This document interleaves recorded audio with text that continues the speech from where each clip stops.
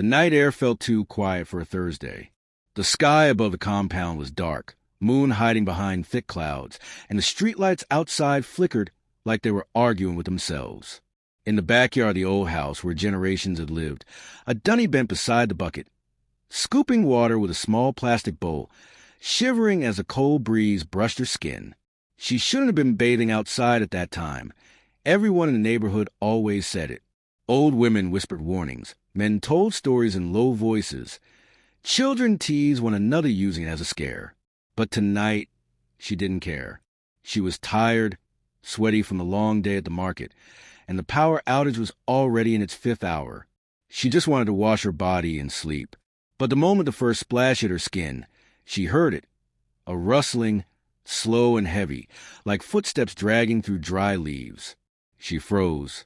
The compound walls felt suddenly too tall, the darkness too thick, the hairs on her arms rising like they sensed something before she did. She tried to convince herself it was a goat, or maybe the neighbor's restless dog again, but something in her chest tightened and refused to believe it. She lifted the bowl again and poured water on her shoulder, pretending not to hear, pretending not to notice the shifting shape at the corner of her sight. Then a whisper, low, close, too close. She spun around, water dripping down her face, squinting into the dark. Nobody was there. Nothing moved. The compound gate remained shut. The breeze remained still. But her heart wouldn't stop pounding. Something felt wrong, terribly, deeply wrong. She dropped the bowl and wrapped her towel hurriedly, stepping back, breath shaking. And just when she turned to reach the back door, a sound erupted behind her, a sudden knock, sharp and loud, like someone slapped a wooden fence with full force. She screamed and stumbled forward, grabbing the handle and tumbling inside, slamming the door shut with trembling hands. Inside, her mother sat up from her raffia chair, startled. "What is it? Why are you shaking like that?" she demanded, her eyes narrow and sharp. The old woman always sensed fear like a scent in the wind. A dunny couldn't speak at first. Her breath staggered, her voice lost in the panic still gripping her chest. She leaned against the door, water trickling from her hair, towel clutched like a shield. I heard something," she finally managed. "Outside, something was moving near me. Someone was watching." Her mother's expression changed immediately. Not surprise, not disbelief, but that knowing, heavy-look elders were when things they warned you about finally happen. She stood slowly, her wrapper sweeping across the floor, and walked closer. "How many times have I told you," she whispered, "no woman should bathe outside at night. Things walk around that we cannot see." A dunny wanted to argue, to say she didn't believe in such things, that it must have been the wind, but her body refused to relax, and deep down a part of her felt like something had followed her inside. The air was wrong. The silence was wrong. Even her mother kept glancing toward the door, like she expected it to move. Outside, the wind picked up again, but this time it had a sound, a low sigh, too human to be the breeze. A dunny's mother marched to the window and shut it tightly. "Don't look outside. Don't answer if you hear your name. Tonight, just sleep." But sleep didn't come easily. The night stretched long, filled with small noises and shadows that seemed to shift along the walls. Every time she closed her eyes, she felt watched. And before dawn, she heard it again, her name, whispering from outside, soft, familiar, but wrong. By morning, the whole compound had heard the story. Neighbors gathered, tongues dancing with curiosity, superstition, and judgment. Some shook their heads, some crossed their arms, some muttered prayers under their breath. One neighbor insisted he heard the same whisper weeks ago. Another swore it was a sign. Someone else said bathing outside at night attracts spirits, wandering forces, or jealous energies. And then rumors began, as they always do. But the real trouble started when her younger brother, Femi, announced that he also heard footsteps the night before. He said he saw a shadow pass near the fence, tall and slow like someone dragging a heavy cloth behind them. He swore it stopped near the bucket, turned toward the house, and vanished. Suddenly, the story changed from whispers to warning. The elders called a meeting. The compound women exchanged strange looks. Even the men avoided eye contact, pretending not to be afraid, but failing miserably. And while everyone argued about beliefs, curses, spirits, dangers, and signs, a dunny sat quietly, still feeling the cold sensation on her skin. She remembered the whisper. She remembered the knock. She remembered the feeling that the darkness outside had eyes. By afternoon, someone suggested calling the local night guard for investigation. Someone else claimed such things weren't for guards, but for prayer. Another insisted it was criminals testing fear. But the oldest woman in the community simply said, "It starts like this. First, a whisper, then a shadow, then someone falls sick." Everyone went silent. Night began to approach again. The sun dimmed. The breeze returned. People shut their windows earlier than usual, locked their backyards, and warned their children not to go outside after dark. But the real fear crawled back into the house when a dunny realized something. The towel she had worn the night before, the one she dropped while running, was nowhere to be found.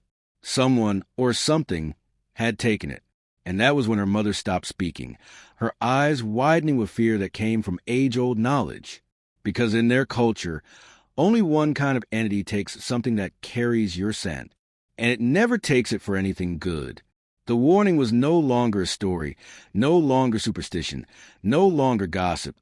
It had become real, and the night was coming again. The second night arrived faster than anyone expected, and the uneasiness that settled over the compound felt heavier than the humid air. People walked around with forced calmness, pretending not to be bothered, but their eyes kept drifting toward the backyards, the fences, the corners where shadows gathered. The children stayed unusually close to their parents, and even the dogs, usually loud and restless after sunset, seemed subdued, whining instead of barking. Inside the house, a dunny tried to keep herself busy.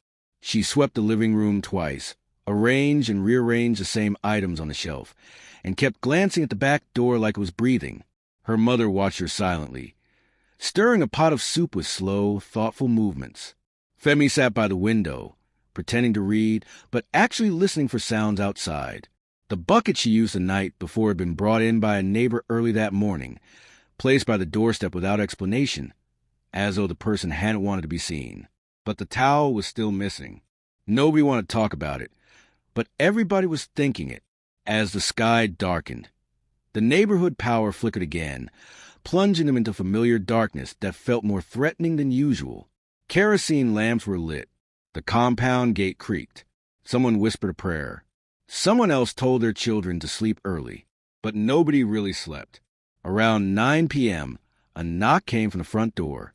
Not loud, not alarming, just enough to make everyone freeze. Her mother placed her ladle down carefully, and a dunny's heartbeat raced. Femi stood up slowly. "Who is there?" their mother called. No answer. A second knock came, softer this time, almost delicate. They exchanged a look. That look families share when something is wrong, but none of them want to say it. Her mother signaled for silence and stepped toward the door, her feet moving with caution born from years of cultural instinct. Then a voice spoke from outside, the voice of their neighbor, Mama Saad. "Open, please, it's me." Relief washed through the room, but only slightly. When they opened the door, Mama Saad stepped inside quickly, her wrapper tied tightly, her breathing uneven. Her eyes darted around like she expected something to follow her in. "You people need to be careful," she whispered urgently. "Something is moving around this night. I saw a tall shadow pass behind your house. I thought maybe it was a thief, but it didn't walk like a human being." The room grew colder. She continued, "My grandmother used to say that when someone bathes outside at night and something comes to them, it doesn't stop the first night. It comes again and again until it gets what it wants." A dunny swallowed hard, her hands trembling. Femi shifted closer to her, without realizing. Her mother closed the door and bolted it. "Nobody is going outside tonight," she said firmly. "Not even to throw water, not to check the gate, not for anything." They nodded, but fear has a way of stretching time. Minutes felt like hours. The house seemed too quiet, the air too heavy, and even the lamp flame flickered nervously. Around midnight, when the rest of the compound finally fell into an uneasy sleep, it happened again. A sound, slow and dragging, moved along the back wall, like someone sliding a large sack across the ground.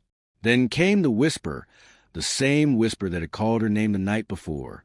Except this time it was clearer, closer, more intentional. "Dunny." Her breath caught. She grabbed her mother's arm. Femi sat upright, eyes wide, face drained of color. The whisper came again. Her mother covered Dunny's ears with her hands. "Don't answer it. Don't speak. Don't move." But the whisper didn't stop. It repeated her name like it was searching, like it was tasting the sound. Then, suddenly, the bucket, which they had brought inside, tipped over on its own, spilling water across the floor. Nobody touched it. Nobody went near it. The room filled with a terror that had no shape, no source, no explanation. Her mother began to pray under her breath. Mama Saad clutched her wrapper and stared toward the back of the house with tears forming. After a long, suffocating stretch of silence, the whisper faded. The dragging sound stopped. The night became still again. But they didn't sleep. They waited for dawn like people waiting for rescue. When morning finally arrived, the entire compound buzzed with new stories. A baby had cried nonstop through the night. A man claimed he saw a figure standing near the well. Someone said the shadows behind the fence looked like they were breathing. And then, as if fate wanted to tighten the knot further, the missing towel reappeared. It was found hanging on the clothesline, dripping wet, but nobody had put it there. When her mother touched it, she gasped and dropped it immediately. It was ice cold, like it had been soaked in night itself. Femi refused to go near it. Neighbors crossed themselves. Someone suggested burning it. Someone else warned that burning such a thing might make it worse. Fear turned into something else. Curiosity mixed with dread. People began wondering aloud. Why did it want her? Why did it come back? What had she exposed herself to by bathing outside at night? What old warning had she ignored that now demanded payment? By afternoon, an elder man from 3 houses away arrived. He didn't knock, didn't greet. He simply walked in, looked at the towel, and said, "It has marked her." The room erupted with questions. What did that mean? What would happen next? How could it be stopped? The elder raised his hand for silence. "When someone calls your name at night," he said slowly, "it is not just calling, it is claiming." The words settled like dust in the air, thick, choking, undeniable. Fear spread through the neighborhood. Mothers began warning their daughters more fiercely than ever. People stopped fetching water after sunset. The compound shut down before nightfall. But as evening approached again, Dunny felt something shift inside her. A heaviness, a chill, a feeling like the night had crawled under her skin. And deep down, she knew the truth. It would return again. And next time, it would not stay outside. The third night felt different from the others, not because anything dramatic had happened yet, but because everyone in the compound felt the fear before darkness even arrived. It was in the way doors shut earlier than usual, in the way the women finished cooking before sunset, and how the men stayed unusually close to the house instead of gathering outside to gist. Even the birds seemed to disappear faster, as if they too understood something was coming. Inside the house, the air sat thick and heavy. Dunny tried to act normal, but every sound made her flinch. She kept glancing toward the back door, even though it was bolted and blocked with a stool. Her mother pretended to focus on her sewing, but her hands trembled each time the thread knotted. Femi paced the room restlessly, pretending he wasn't afraid, though everyone could see he was. The elder who had visited earlier returned just before dusk, carrying a small calabash wrapped in cloth. He didn't greet with smiles or polite conversation. He simply stepped inside and placed the calabash on the table. The whole room fell silent, as though something sacred had entered. "What does it mean?" her mother asked quietly. The elder didn't answer immediately. He sat, wiped his forehead, and looked at Dunny with a long, heavy gaze. "When something calls your name at night," he said finally, "it is because it believes it has permission." "Permission from who?" Femi asked, voice cracking. The elder's eyes drifted toward the backyard. "From the darkness," he whispered. Nobody spoke after that. The only sound was a distant cry of a baby from another house and the slow, rhythmic ticking of the wall clock, a sound that suddenly felt too loud. As night fell, a strange stillness settled outside. No footsteps, no wind, no distant chatter. Just silence, the kind that presses itself against the windows and listens. They gathered in the living room, lamps lit, back straight, breaths shallow. The elder instructed them not to speak unless necessary. He placed a calabash near the door and sprinkled something like ash around it. Then he sat and waited, as though expecting a visitor. Time crept by slowly. The night deepened. The silence thickened. Then, without warning, the light in the lamp flickered, dimmed, and steadied again. Everyone stiffened. A moment later, the dragging sound returned. Slow, heavy, deliberate, moving along the outside wall like something searching. Then came the whisper, softer this time, but unmistakable. It spoke her name again. But this time, the whisper sounded like it was inside the house. Adunni's breath caught. Her eyes widened. Her mother grabbed her hand. Femi backed into the corner. The elder remained still, but his jaw tightened. The whisper repeated, almost curious. It felt like cold fingers brushing the back of her neck, even though nothing touched her. Then the back door rattled, gently at first, then harder, as if something was testing it. The stool blocking the door slid slightly across the floor. Nobody had touched it. Her mother gasped. Femi shouted and covered his ears. The elder stood and raised his hand.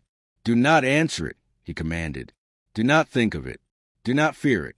Fear feeds it. But fear was already overflowing. Adunni felt her knees tremble, her heartbeat pounding so loud she thought the whole neighborhood could hear it. She wanted to scream, to run, to hide, but her body stayed frozen.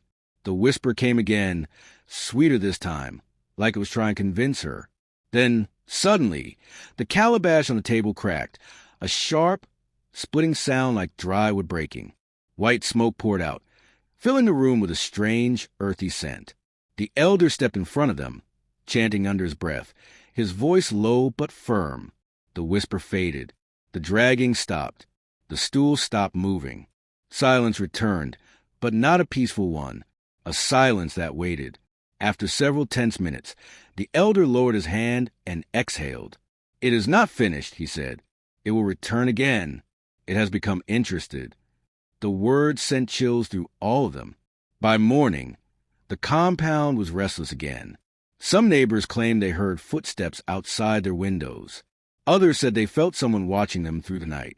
A few suggested that whatever was happening to Adunni was now spreading. The fear became community property.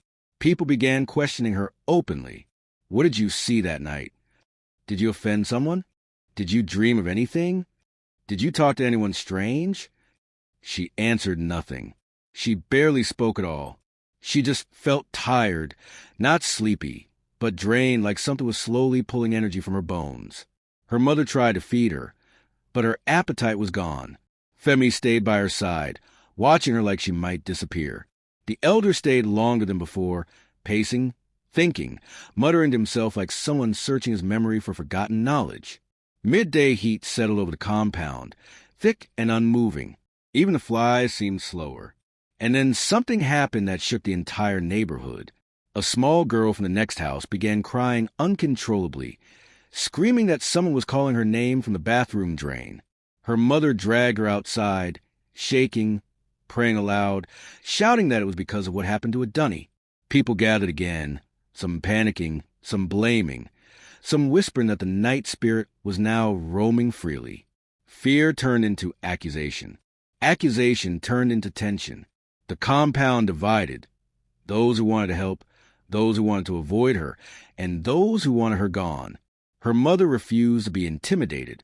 Nothing will happen to my daughter, she declared. This is not her fault. But deep down, even she didn't believe her own words. As evening approached once more, the sky darkened strangely early. Birds flew in chaotic patterns. The dogs began barking at nothing. And the wind returned, cold and unnatural, carrying the smell of wet earth and shadows. Inside the house, the lamps were lit again. The elder prepared his calabash again, though this time his hands looked uncertain.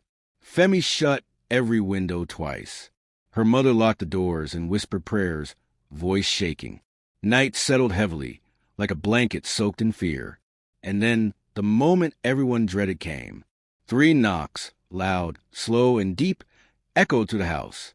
Not at the back door, not at the side entrance, but at the front door. Everyone froze. The elder whispered, "Do not move." A second set of knocks came, stronger, more insistent. Then a voice that sounded like someone they knew but twisted, stretched, wrong. Open the door. Nobody breathed. The voice came again, deeper, colder. "Let me in." Her mother grabbed her, holding her tightly, tears filling her eyes. The elder began chanting again, louder this time, voice shaking, sweat forming on his forehead. The lamps flickered wildly. The house shook. Then everything stopped. Stillness. Silence. Nothing. Until a final whisper curled through the air, soft as breath. "It will be you." And the house fell into a silence, so deep it felt like the walls were listening. If you're listening to this right now on Tales by Wealth, tell me in the comments, what would you do if something knocked at your door at night and called your name? Would you open it? Would you pray? Would you run? Your comment helps this story reach more people. So don't forget to like and share too. The 3rd night ended, but everyone knew the 4th night would be worse. The 4th night approached with a weight that could be felt in the bones. Nobody in the compound pretended anymore. The tension was open, visible, and shared. People whispered less and prayed more. Doors were locked earlier. Curtains were shut tightly. Even the evening breeze felt different, carrying a chill that didn't belong to the season. Inside the house, the elder prepared again, though this time his movements carried hesitation. He studied Adunni carefully, as if trying to see something behind her eyes, something she herself could not feel or name. Her mother refused to let her out of her sight, hovering around her like a shield. Femi stayed alert, shoulders squared, pretending bravery but showing fear in the stiffness of his jaw.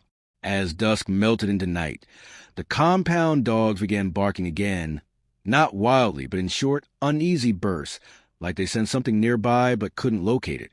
A baby cried from another house, the sound sharp and panicked. Pots stopped clanging. Voices lowered.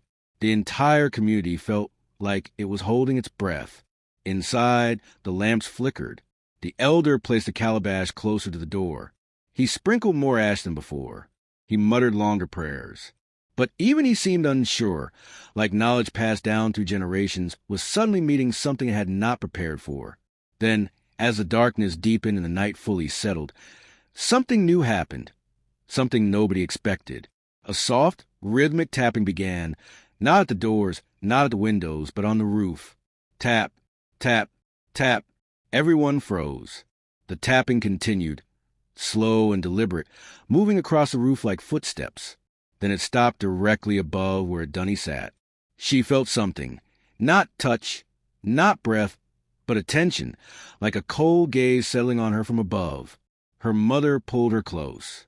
The elder stood, face pale, hands trembling slightly. Then came the whisper again, but this time it wasn't calling her name. It was laughing, a low, breathy laugh that slithered through the ceiling and into their ears. A sound that didn't belong to anything human. A sound that stripped courage from the room. The elder shouted for everyone to stay still. He reached into the calabash, grabbed a handful of powder, and threw it toward the ceiling. The lamps flickered violently, the air shook, and the laugh stopped instantly, cut off like a thread snapped by a blade. But the silence that followed was worse. A moment later, someone screamed outside, a man's voice, loud and terrified. Another shout followed. People began yelling from different houses, calling names, calling for help, calling for God. The elder ran to a window and peered out through a tiny gap in the curtain. His eyes widened and he stepped back slowly. "What did you see?" her mother demanded. He swallowed hard before answering. "It is moving through the compound," he whispered, "and the man cannot see it." More screams filled the night. People stumbled outside, holding sticks, holding lanterns, shouting into the darkness. But they swung at empty air. They chased shadows that vanished. They fought something that was not fighting them, only watching. Then, suddenly, all the lamps outside blew out at once. Darkness swallowed everything. Inside the house, the lamp flame shrank, struggled, and steadied, barely. The elder turned to Dunny. "It is not looking for them," he said. "It is looking for you." Her knees weakened. Her mother held her up. Femi stepped in front of her, fists clenched, though tears filled his eyes. "Why her?" her mother cried. "What does it want from my child?" The elder lowered his gaze. "When you bathe outside at night," he said slowly, "you open yourself to the night world. You washed under its gaze. It marked you. Now it has chosen you." Chosen. The word felt like a sentence. Then came the knock, just one. Not loud, not forceful, but final. A single knock at the door. The air tightened. Even the flames stopped moving. No one breathed. Another knock, softer than the first, like a fingertip tapping wood. Then the whisper returned, calm, confident, closer than ever. "Let me in." Her mother shook violently. Femi moved backward. The elder stepped forward, voice firm but unsteady. "You have no place here," he said into the air. "Leave this family." The whisper responded with a sound like exhaling through a smile. Then the doorknob turned. Slowly, deliberately, someone or something was trying to enter. The elder grabbed the calabash and threw it against the door. It shattered, releasing a burst of smoke so thick it choked everyone in the room. They coughed, staggered, waved their hands through the air, and when the smoke cleared, the doorknob stopped turning. Silence again. A long, heavy silence. Then, without warning, every pot in the kitchen toppled over at once. Metal clanged. Water splashed. Cups shattered. The room shook with chaos. The mother screamed. Femi shouted. The elder raised his voice in chant. And in the midst of the noise, the whisper returned. Not outside, not above, but behind them. "It will be you." Dunny turned slowly, heart pounding, eyes wide, but nothing was there.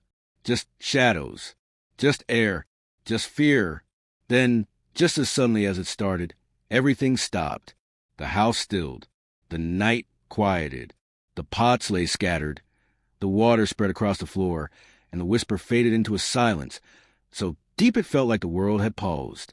The elder sank into a chair, exhausted. "This is no longer a warning," he said.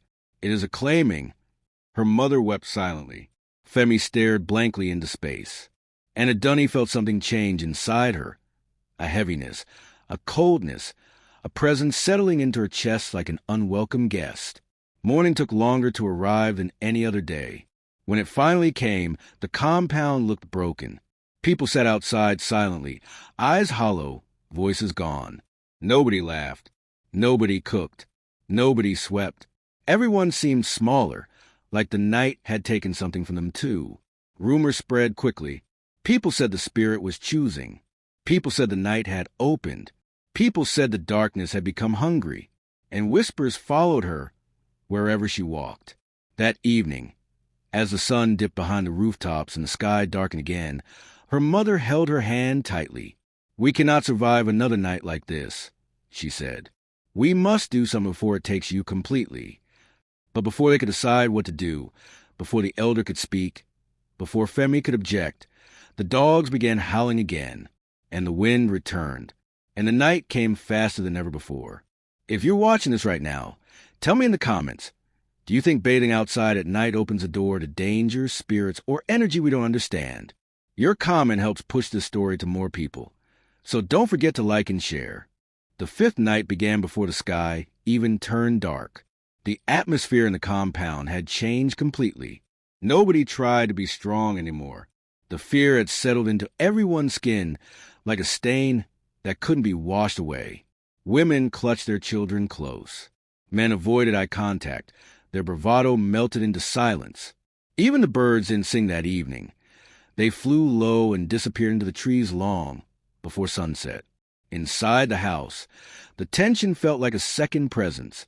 Something sitting with them, breathing with them, waiting with them. The elder stayed, though exhaustion lined his face. He held his staff tightly, as if it would carry the strength he no longer had. Her mother hovered over Dunny like a guard, her eyes tired but fierce. Femi paced, restless, agitated, afraid to sit still in case sitting still made him vulnerable. As night crept in, the wind rose again, cold, sharp, and wrong. It slipped through cracks, slid under doors, and curled around their ankles like icy fingers. Lamps were lit, though the flames flickered nervously as if reacting to something unseen. The compound outside was silent. Not the natural quiet of night, but the strained quiet of people holding in their fear. No laughter, no conversations, no footsteps. Just stillness. Then, from somewhere far off, came a scream, not the startled kind, but the terrified kind that ripped through the air like fabric tearing. Another voice shouted, then silence again, thick and smothering. Her mother closed every curtain. The elder sprinkled more ash. Femi locked and unlocked the door twice before pushing a table in front of it. But no matter how much they tried to prepare, the night didn't wait for their readiness. It arrived, not with a knock, not with a whisper, not with a laugh, but with a feeling, a heavy, suffocating pressure that settled over the house and pushed into their lungs, making it hard to breathe. The lamps dimmed. The air thickened. The shadows stretched across the walls like they were alive. Then came the footsteps, slow and methodical, walking through the compound outside. Not on gravel, not on sand, but on something softer like cloth or dust. The footsteps stopped at every door, pausing, listening, deciding. When they reached their house, the elder stood and raised a staff, whispering words that sounded ancient. The mother pulled a dunny into her arms, rocking slightly as if soothing a child. Femi clenched his fist so tight his knuckles turned pale. The footsteps stopped. Silence. And then a new sound. Breathing. Not human breathing. A slow, deep inhale, like something filling his lungs with the scent of them, and a long exhale that made the lamp flames bend sideways. The elder shouted for everyone to stay still. But then something happened that sent terror through all of them. A dunny stood up, not because she wanted to, not because she chose to, but because her body moved without her permission. Her eyes widened in horror as her legs carried her toward the door. Her mother grabbed her arms, pulling her back, but Dunny kept moving forward, as if pulled by invisible hands. Femi rushed to help, holding her shoulders, shouting her name, but she kept walking, her feet dragging across the floor, her breath shallow, her voice silent. The elder struck the floor with his staff and shouted a command. For a moment, her body stopped, trembling, frozen, caught between two forces. Tears streamed down her face as she fought to speak, to call out, to beg, but no words came. Then the whisper returned, not from outside, not from above, but from inside her head. You belong to me. Her mother screamed and held her tighter. Femi cried openly, fear finally cracking him. The elder chanted louder, his voice shaking, sweat dripping from his brow. Slowly, painfully, inch by inch, a dunny's body stopped pulling toward the door. Her breathing steadied. Her muscles relaxed. The invisible force loosened its grip, and the presence outside withdrew. The footsteps moved away, slow and disappointed. The breathing faded. The pressure lifted, though the fear remained like smoke after fire. The elder collapsed into a chair, gasping. Her mother kissed her forehead again and again, whispering prayers. Femi wiped his eyes angrily, ashamed to be seen crying but too shaken to hide it. But just when they thought the worst had passed, something shattered the fragile calm. A loud crash outside, like the water drum falling over. Then a voice, but not a whisper. A voice screaming her name. It sounded like her father, but her father had been dead for 7 years. Her mother's face drained of color. The elder's eyes widened. Femi grabbed her tighter. The voice screamed again, louder, angrier, demanding she come outside, insisting he was cold, hungry, waiting. Her mother shook her head violently, shouting, "That is not your father." The elder pounded his staff against the floor again and again, chanting desperately. The voice outside grew distorted, twisting into something monstrous, something that no longer sounded like anything human. Then silence, a silence that left a ringing in their ears. The night stretched on endlessly. No one slept. No one spoke. They sat together, waiting for morning like prisoners waiting for release. When dawn finally broke, the sky looked bruised, a dull gray with streaks of purple. The compound smelled like damp earth and fear. People stepped outside slowly, cautiously, looking around like survivors after a storm. Then they saw it, on the ground near the water drum. A handprint, not human, too long, too thin, fingers stretched unnaturally, pressed deep into the wet soil, right where the voice had come from. The elder knelt beside it, his hands trembling. He didn't touch it. He didn't speak. He simply stared. Her mother whispered, "What does this mean?" The elder closed his eyes. "It means," he said weakly, "that the night has crossed into the day." The word spread to the compound like wildfire. Panic rose again. People gathered their children indoors. Doors slammed. Curtains shut. Some began packing, ready to leave. Others began blaming, pointing fingers, saying this began with her, saying she brought it, saying she cursed them all. Her mother shouted back, defending her, voice breaking, tears falling. But the fear had already chosen its target. People who once greeted her with warmth now stared with suspicion. Eyes followed her. Whispers trailed behind her. Mothers pulled their children away when she walked past. Men avoided her completely. The compound no longer felt like home. It felt like a cell. The elder returned inside, thinking, pacing, muttering. "There's only one way," he finally said. "One thing left to try before the sixth night comes." Her mother asked what it was. He hesitated. "It is dangerous," he said. "But if we do nothing, it will take her." Silence swallowed the room. Then her mother nodded. "Tell us what we must do." And the elder began to explain. But the wind returned before he finished, and the sky darkened faster than ever before. The sixth night was the one everyone feared, though nobody said it aloud. It hung over the compound like a storm cloud that refused to break. People moved through the day quietly, like mourners at a funeral. Children stayed indoors. Cooking fires burned low. Even the radios, usually blasting music or football commentary, remained silent. It was as though the entire neighborhood agreed that making noise might attract something listening. Inside the house, the elder continued preparing, though uncertainty shadowed his movements. He gathered herbs, ground powders, tied small knots into string, and drew lines on the floor with ash. Her mother assisted him, hands shaking but determined. Femi watched, tense and restless, his gaze always drifting toward the doors and windows, as if expecting something to appear at any moment. Adunni sat quietly, wrapped in a blanket, though the air was warm. She felt different, hollow, distant, like a part of her had drifted away in the night and not returned. Her eyes were heavy, her thoughts slow, her skin cold despite the heat. She heard sounds nobody else heard. Faint whispers, distant humming, footsteps that didn't belong to anyone in the house. But she didn't speak of them. She was afraid that acknowledging them would make them real. As the sun lowered in the sky, the elder finally finished his preparations. He placed a small clay bowl in the center of the room and filled it with water. Then he handed her a small cord tied into 3 knots. "You must wear this around your wrist," he instructed. "Do not remove it. Do not wet it. Do not let anyone touch it." Her mother tied it carefully, her fingers trembling. Femi watched with wide, uncertain eyes. "What will it do?" he asked. The elder hesitated. "It will make it harder for the darkness to take her," he said, "but it will not stop it completely." The word sent a chill through all of them. Outside, the wind began again, slow, creeping, curling against the windows like fingers searching for a way in. The sky darkened unnaturally fast. Dogs began whining in their compounds, pacing nervously. A baby cried in the distance. A door slammed. Someone prayed aloud. Night had arrived.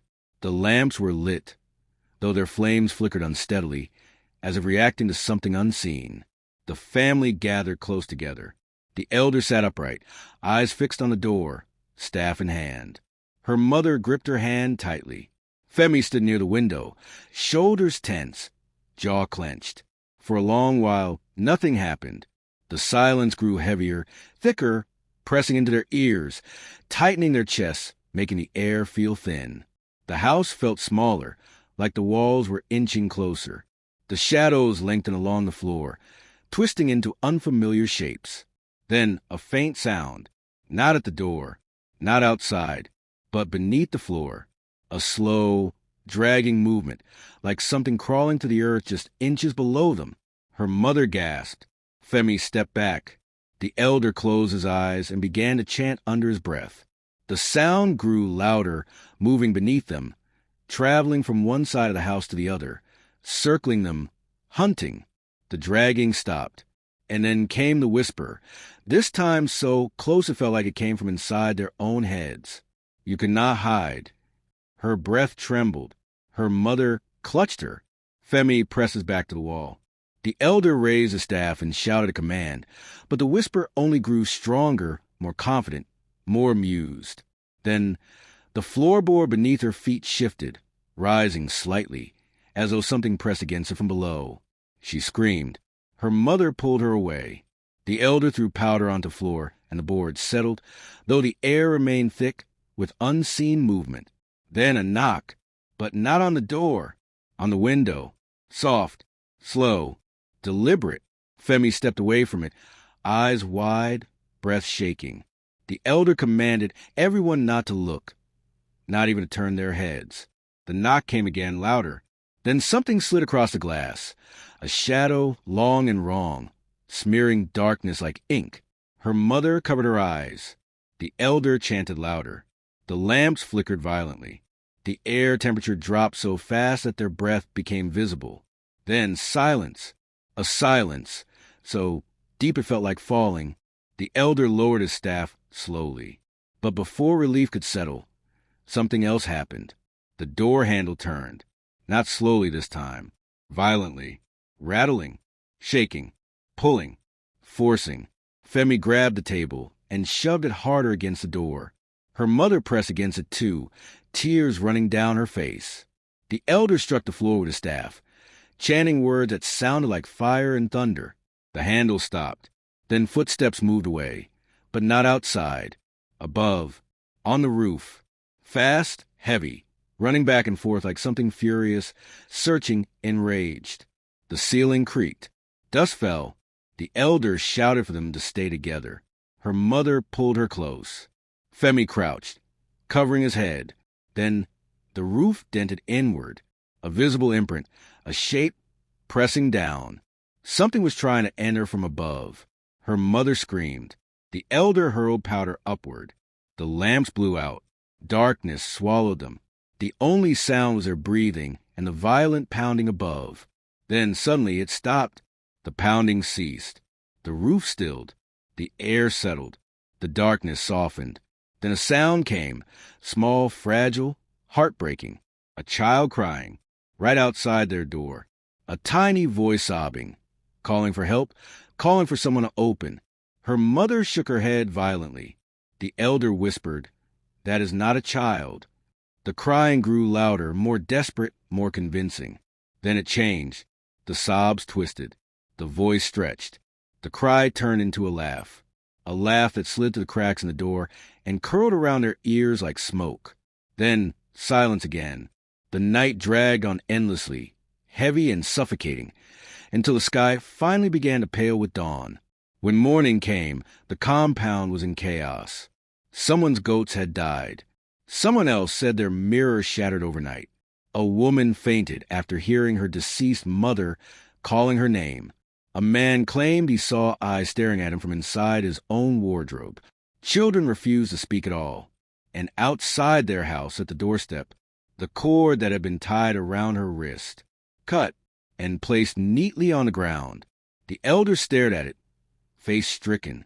Her mother began to cry. Femi backed away slowly. "What does it mean?" she whispered. The elder swallowed hard. "It means," he said, "that on the seventh night, it will come for her completely." And there was nothing left to argue, nothing left to deny, nothing left to hide behind. The seventh night was coming, and it would decide everything. The morning of the seventh night felt like the earth itself was holding its breath. The compound was tense, heavy, bruised with fear. Nobody looked anyone in the eye. Nobody asked questions. Nobody pretended anymore. Even the air smelled different, like rain that never came, like dust disturbed by footsteps no one heard. Inside the house, the elder sat in silence for a long time, staring at the cut cord that had been left at their doorstep. He held it carefully, as though it might burn him, his expression weighed down by something darker than fear, resignation. Her mother watched him, eyes red and swollen, wringing her hands, pacing without realizing. Femi leaned against the wall, jaw clenched, fighting tears that kept threatening to fall. Adunni sat quietly, wrapped in the same blanket, though she no longer shivered. She felt strangely calm, too calm, like a river that looked still, because its depths were dangerous. She heard faint whispers that nobody else heard. She felt eyes on her even in daylight, and when she blinked, she saw shadows moving where nothing should move. Her mother noticed. "What is happening to you?" she asked in a trembling voice, holding her face gently. Adunni didn't answer, not because she refused, but because she didn't know how. Words felt heavy in her mouth, like they belonged to someone else. Her heartbeat felt slower, her breathing quieter, her thoughts distant. A coldness sat in her chest like a stone. The elder finally spoke. "Tonight is the 7th night," he said softly. "It will come. It will not whisper. It will not knock. It will not wait. It will take what it came for." Her mother shook her head violently. "No, there must be something else. There must be a way. Tell me what to do. I will do anything." The elder closed his eyes, pained. "There is one thing," he said, "but it requires strength and sacrifice and courage beyond fear." Her mother straightened. "Tell me?" He hesitated, then finally explained. "When the darkness comes to someone, the only way to break its claim is for the one it seeks to refuse it. Not in body, but in spirit. She must speak against it, reject it, resist it, stand before it without fear." Her mother stared in disbelief. "You want my child to face that thing?" The elder nodded heavily. "It must come from her. If we shield her, it will take her afterward. If she runs, it will follow. If she hides, it will find her. The only path left is for her to stand before it and say no." Her mother broke down, sobbing violently. Femi punched the wall, tears burning his eyes. But Adunni sat still, quiet, expression unreadable, like part of her already knew. The day crawled on painfully. The sun seemed weak, unable to warm anything. Birds circled overhead but didn't land. The compound gate creaked even though no wind blew. Neighbors peeked from behind curtains, watching the house with fear, guilt, and curiosity twisted together. Some blamed her. Some pitied her. Some prayed she would survive. Some prayed they would not be next. As evening approached, her mother cooked a meal she barely touched. Femi sat beside her, holding her hand, staring at her face like he was memorizing it. The elder prepared the house, though even he moved slowly, like a man uncertain if preparation mattered anymore. When the sun dipped low and shadows stretched across the compound, something changed, not outside but inside her, a sensation like cold water filling her veins, a heaviness settling in her limbs, a whisper curling into her thoughts, soft and possessive. "You are almost mine." She closed her eyes tightly, shaking her head, trying to push it away. But it stayed. It pulsed. It waited. Night arrived without wind, without dogs barking, without a single sound. Too quiet, unnaturally quiet. Inside, the lamps flickered weakly. The elder sat upright, staff in hand, lips moving silently. Her mother held her shoulders, chin trembling. Femi positioned himself beside them, hands shaking but fists clenched. Then the temperature dropped, so suddenly that their breath became visible. The lamps dimmed, the shadows thickened, and the house began to creak, not like expanding, but like something pressing against it from all sides. Then came the voice, not a whisper, not outside, inside, all around them. "You cannot stop me." Her mother gasped. Femi stepped back. The elder gripped his staff tightly. The shadows along the wall deepened, stretching, twisting, gathering into a shape, tall, thin, reaching, darker than darkness. It stood in the corner of the room, though it had no face, no features, no form that made sense. But they felt its eyes. Cold, ancient, hungry. Her heart pounded. Her throat tightened. Her legs trembled. She felt herself being pulled, not physically, but from within, like her spirit was being tugged forward, like something was calling her soul instead of her body. Come. Her mother screamed her name. Femi held her tightly. The elder shouted words that shook the air. But the shadow only grew thicker, stronger, darker. She felt herself slipping away. Her vision blurred. Her hearing faded. Her body felt distant. Then something unexpected happened. A memory surfaced. Her father's laughter. Her mother braiding her hair. Her brother chasing her through the compound when they were children. Warmth. Life. Belonging. She gasped and clung to it. The shadow shifted, surprised.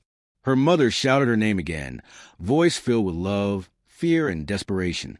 Femi yelled that he needed her. The elder commanded her to speak. Her lips trembled. Her breath shook. Her voice fought to rise to the cold pressing into her chest. Then she spoke. A whisper at first, then stronger. No. The shadow recoiled slightly, like a flame touched by water. She said it again, louder, firmer. No. The air trembled. The lamp steadied. The house groaned. The shadow leaned forward, stretching, clawing, furious. She stood, weak, shaking, terrified, but standing. No. The darkness shuddered. The elder struck the floor with his staff, shouting words that filled the room with heat. Her mother clung to her, praying loudly. Femi cried, shouting for her not to give up. The shadow shrank, slowly, violently, pulled backward, dissolving, thinning, fading into the corners of the room until it vanished. The air lifted. The light steadied. The cold retreated. Silence settled, a different silence, a living silence. Her knees buckled. Her mother caught her. Femi held her. The elder collapsed into a chair, breathing hard, tears in his eyes. Morning came gently for the first time in days. The sun rose warm. Birds returned. Children laughed softly. Neighbors opened their doors without fear. And when she stepped outside, wrapped in a shawl, eyes tired but alive, people stared, not with fear, with disbelief, with relief, with awe. But the elder watched her quietly, his gaze thoughtful, cautious, because the seventh night had passed. But something lingered in the air, a question, a possibility, a warning. The darkness was gone, but had it truly left? The eighth morning rose gently, as though the sky itself was relieved. The sunlight felt warmer than it had in days, brushing the compound walls with soft gold. Birds returned to the rooftops. Children peeked outside hesitantly. A pot clanged somewhere and nobody screamed. For the first time since the first whisper, the day felt alive again. Inside the house, her mother watched her as she slept, really slept, for the first time in a week. No twitches, no gasps, no cold sweat. Her breathing was peaceful. Color had returned to her cheeks. Her hands no longer trembled.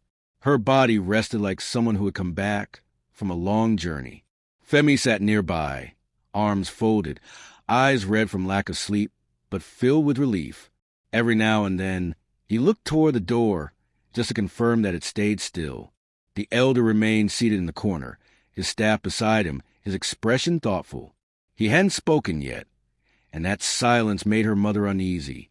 When she finally woke, she blinked slowly, as though rediscovering the world. Her mother rushed to her, holding her tightly, tears falling freely. Femi hugged her too, trying to hide his emotions, but failing miserably. She leaned into them, exhausted but present, grounded, alive. But the elder did not smile. He approached her slowly, studying her eyes, her breathing, her posture. Then he asked her a question nobody expected. What did you see when you spoke against it? The room fell silent. Even the birds outside seemed to pause. She hesitated, searching for the right words. The memory still fragile. Then she spoke softly. I saw darkness, but behind it I saw myself. Not weak, not afraid. Just me. Her mother exhaled sharply, covering her mouth. Femi stared. The elder nodded slowly, though his eyes held something complicated. Not fear, not worry, but awareness. Then you pushed it away, he said. Not because of protection, not because of ritual, but because you remembered who you are. Her mother frowned. What does that mean? The elder chose his words carefully. It means the night did not leave on its own. She forced it. The realization settled like dust in sunlight, soft, slow, undeniable. She wasn't just spared. She resisted. The neighbors gathered outside, pretending to move about their tasks, but clearly waiting for news. Whispers spread through the courtyard. She survived. She fought it. She defeated it. Some looked at her with admiration, some with caution, some with awe. But there was another look, too, curiosity tinged with fear, the kind people reserve for someone touched by something beyond understanding. By midday, people began knocking on the door, gently at first, then more boldly. Women came asking if she felt anything strange. Men asked if the darkness might return. Mothers brought their children, telling them to look at her and learn courage. Someone suggested she pray over the compound. Someone else claimed she should not go outside yet. Someone whispered she was chosen. Someone whispered she was marked. Someone whispered she was blessed. Someone whispered she was dangerous. The compound had survived the seventh night, but it had not returned to normal, because the unknown does not disappear simply, because morning comes. As the days stretched on, she grew tired of the attention and retreated inside. Her mother shut the door, frustrated by the intrusion. Femi stood guard, glaring at anyone who lingered too long. The elder remained seated, watching her with eyes that saw more than others could. Then, softly, he spoke again. "The night may not return for you," he said. "But you must understand. Once someone has stood before the darkness and refused it, the world around them never looks the same." Her mother stiffened. "Are you saying she is not safe?" The elder shook his head. "I am saying she is no longer the same girl she was before." The words lingered. She looked down at her hands, at her skin, at the faint mark where the cord had once been. She felt different, not haunted, not afraid, but aware. Aware of space. Aware of silence. Aware of the thin veil between what people see and what they refuse to see. Night approached again, but this time the compound did not panic. People stayed indoors, but not trembling. Lamps were lit, but not with desperation. The wind blew, but did not carry whispers. Dogs barked at lizards instead of shadows. Babies slept, pots boiled, radios played quietly. And inside the house, they waited, not with fear, with watchfulness. The lamps flickered once, but then steadied. The shadows stretched but did not twist. The floor creaked, but only like old wood and nothing more. No whisper came. No knock sounded. No breath curled through the walls. The night passed, uneventful, ordinary, harmless. When dawn came, the elder finally stood and gathered his staff. "It is finished," he said. Her mother sagged into a chair, sobbing with relief. Femi laughed shakily, rubbing his face. She exhaled deeply, as if releasing a weight she had carried for years rather than days. But before he left, the elder turned to her one last time. "Listen to me," he said. "Never bathe outside at night again. Not because of superstition, not because of fear, but because the night remembers those who once stood against it." Their eyes met. She nodded, not with fear, with understanding. When he left, the compound watched him go, and then watched her step outside into the morning light. The sun warmed her skin. The breeze brushed her face. Life returned, slowly, gently, cautiously. That day, she walked to the well, not alone, but not trembling. Neighbors greeted her, unsure whether to hug her or bow their heads. Children stared at her like she was a story come to life. She drew water, carried it back inside, and for the first time in a long time, she smiled, because she had survived, not by running, not by hiding, but by refusing to surrender. And the night, for all its shadows and whispers, had no power left over her. The ninth morning arrived quietly, softer than the ones before it. The compound felt calmer, lighter, breathing again after days of fear. People walked a little more freely, though still cautious. Mothers swept their entrances. Men fetched water, without glancing over their shoulders. Children stepped outside, but stayed close to the doorways. Life was returning, slowly and carefully, like someone easing back into a room after a nightmare. Inside the house, she sat by the window wrapped in a shawl, watching the sunlight stretch across the compound. Her mother brought her warm tea and watched her drink, with eyes full of gratitude and worry mixed together. Femi stayed close, refusing to leave her side even for a moment. The elder had gone home, leaving instructions but also a silence that felt unfinished. The day seemed peaceful, but underneath it lay something unspoken, a question nobody wanted to voice. Was it truly over? As she stepped outside to feel the morning air, a few neighbors greeted her, some smiling, some hesitant, some unsure whether to look directly at her. A small girl approached shyly, offering a flower she picked near the fence. Her mother apologized, embarrassed, but the gesture warmed her heart. She knelt, accepted the flower, and thanked the child softly. For a moment, everything felt normal again. But normal is fragile. Late in the afternoon, clouds gathered unexpectedly, heavy and low, despite no rain being forecast. The wind shifted direction, carrying a scent that felt too familiar. Damp earth, night air, something ancient. The compound dogs began pacing again, not barking, just uneasy. Women hurried their children indoors. The radios went silent one after another, and the sky darkened long before evening. Inside the house, her mother sensed it first. She shut the windows, lit the lamps early, and called her children closer. Femi locked the door, without being told. She felt a stirring in her chest, not fear, not cold, but awareness, like something brushing the edge of her mind, testing, searching, reminding. The elder returned just before sundown, his face grave, his steps purposeful. He carried nothing this time, no powders, no calabash, no bundles of herbs, just knowledge. He entered the house without speaking and sat across from her, studying her carefully.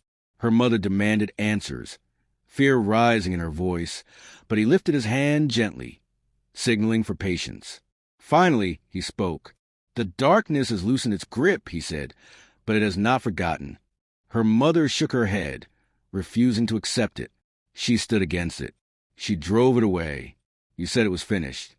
The elder nodded slowly. "Finished for the night, but not forever." A chill ran through the room. He continued, voice low but steady. "When a person survives what she survived, the night does not chase them again, but it watches. It waits. It lingers at the edges. Not to take, but to remind." She looked up, confused. "Remind of what?" The elder held her gaze.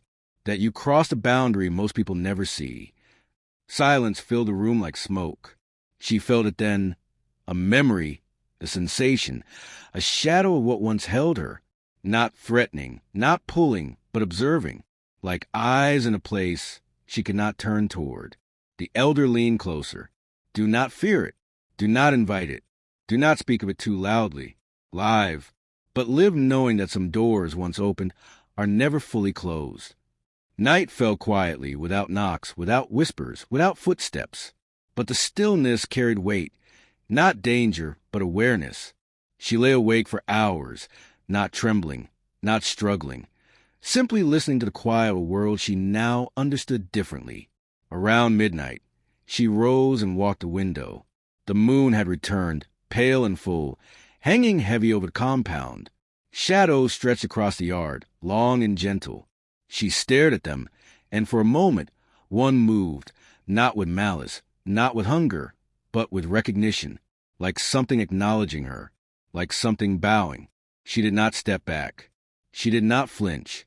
She simply watched, and the shadows settled, fading into stillness once again. Her mother stirred in her sleep and called her name softly. She turned, returned to bed, and lay beside her family, warm, safe, alive. Yet something had changed. Not outside, inside. She was no longer someone who feared the dark. She was someone the dark remembered. When morning came, the compound greeted her differently, with quiet respect. Neighbors offered food. Women asked her to sit with them. Men nodded with sincerity normally reserved for elders. Children stared with wide eyes, whispering stories about her strength. Life continued, but she carried something no one else could see. Not a curse, not a blessing, an understanding. That night, as she lay in bed ready to sleep, her mother touched her face gently. "You are safe," she whispered. She nodded, but deep within herself, she also knew safety was not the same thing as ignorance, and she could never return to who she was before the first whisper. Days passed, and the compound gradually settled back into its rhythm, though everything felt slightly altered, like a room rearranged while no one was looking.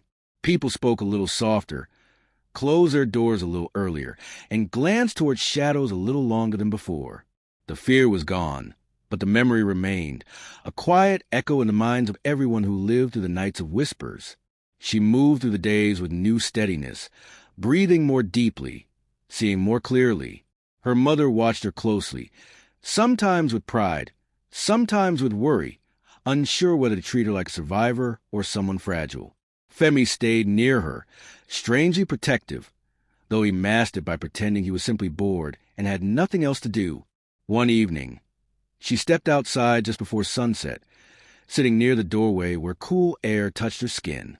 The compound children played, laughing again, though they stayed within the open courtyard. Women cooked outside, smoke curling into the sky. Men sat on stools discussing work, politics, and football as though the darkness had never touched them. But then something unexpected happened, something simple, yet filled with meaning. A group of older women approached her mother, speaking softly, gesturing toward her. Her mother hesitated, then nodded. They turned to her and asked gently, "Will you sit with us this evening?" It startled her, not because of the invitation, but because of the tone, not fearful, not suspicious, not cautious, respectful. She joined them. They sat beneath the mango tree, the leaves shifting gently overhead. The women spoke of old beliefs, of things their mothers told them, of stories passed down through generations. Some were warnings, some were teachings, some were memories wrapped in myth. And for the first time, she listened not with disbelief, but with understanding, because she now knew that some stories are not told to scare, but to protect. As the conversation drifted, another neighbor approached, a man who rarely spoke to anyone. He cleared his throat nervously and asked if he could sit as well. Soon others joined. The circle grew, the air filled with shared experience, the kind that binds people after facing the unknown together. Later, as dusk darkened into night, someone lit a lantern. The warm glow illuminated the faces of neighbors who had once looked at her with suspicion. Now, their expressions were full of gratitude, and something else, reassurance that they were not alone in their fears. Her mother looked at her across the courtyard, eyes filled with emotion, and she smiled, a small, gentle smile, but strong. But even in the calm, there were reminders. A sound behind her made her turn, just a leaf falling.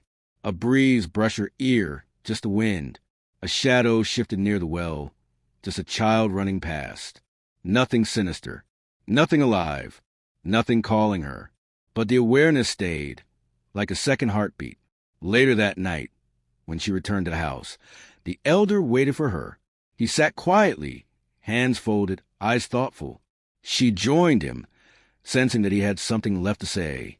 "You are not afraid anymore," he observed. She shook her head. "No, you should not be," he replied. "But you should remain aware. The world has layers. Most people live on only one. You have seen another." She absorbed the words, letting them settle. The elder continued, voice steady and calm. "The night does not hate you. It does not want you. It does not chase you. It simply knows you now, and knowing carries weight." She asked softly, "Would it ever return?" He studied her for a long moment, then answered with gentle honesty. "If you invite it, yes. If you ignore it, no. If you fear it, maybe. If you respect it, never." Silence rested between them, heavy but peaceful. He stood, preparing to leave, but paused at the doorway. "One more thing," he said. "Strength is not loud. It is not forceful. It is not battle. True strength is the quiet refusal to surrender. She held his gaze. I did not save you, he said. Your mother did not save you. Your brother did not save you. You saved yourself. Then he left, walking into the night, like someone who belonged to both worlds. Days turned into a week into two. The compound returned fully to normal, though the story lingered in quiet corners. Some said it was a warning. Some said it was a miracle. Some said it was a mystery best left alone. But everyone agreed on one thing. She survived something most people never would. One evening, as she stood outside watching the sky fade into indigo, she heard footsteps behind her. Femi approached, shoving his hands into his pockets and clearing his throat awkwardly. You're not scared anymore, are you? He asked. She shook her head gently. He nodded, staring out at the compound thoughtfully. You know, he said, everyone keeps talking about what happened to you, but nobody talks about what it did to us. She looked at him, waiting. I used to think I was brave, he admitted, voice low. But that night, when you started walking toward the door, I realized bravery isn't about not being afraid. It's about staying even when you want to run. She placed her hand on his shoulder, and for a moment, they simply stood together, siblings bound by something deeper than fear. Later that night, she prepared to sleep. The window remained slightly open, letting the cool air drift in. The curtains swayed gently. The house settled into silence. And then, just as her eyes began to close, she heard it. Not a whisper, not a voice, just a sound. The distant call of an owl. Alone, natural, ordinary. She smiled, rolled onto her side, and drifted into sleep, calm, whole unclaimed, because the darkness no longer owned any part of her. It remembered her, but she remembered herself more.